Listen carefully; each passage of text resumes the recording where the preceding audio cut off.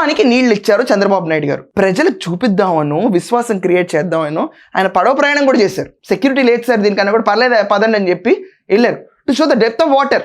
దాని తర్వాత 100 రోజులు పైగా కష్టపడి ఆయన వచ్చిన టెన్యూర్ నుంచి 300 కోట్లు పైగా ఖర్చు పెట్టిన కుప్పం ప్రాజెక్ట్కి నీళ్ళు లేవు రావట్లేదని చెప్పి దుష్ప్రచారం. మండదా? మనం ఇప్పుడు ప్రాజెక్ట్ కడితే కదా దాని విలువ ఏంటో తెలిసేది. దాహం చొక్క తీరిస్తే కదా దాని విలువ ఏంటో తెలిసేది. నీళ్లు పారి ఇంకిపోతాయి కానీ దాన్ని కూడా తొక్కిచ్చేసేవాళ్ళం మనం. లేకపోతే మన టాలెంట్ వేరు. ఆ టాలెంట్ గురించి ఇప్పుడు మాట్లాడలేం.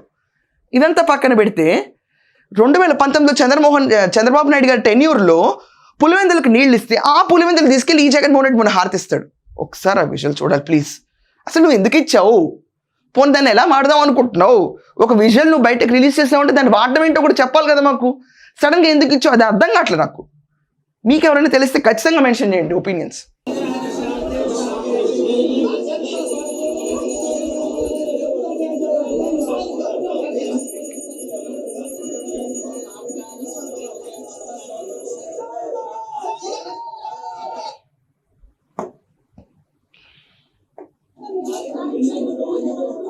ఓ అదే అవినాష్ కూడా ఉన్నాడా?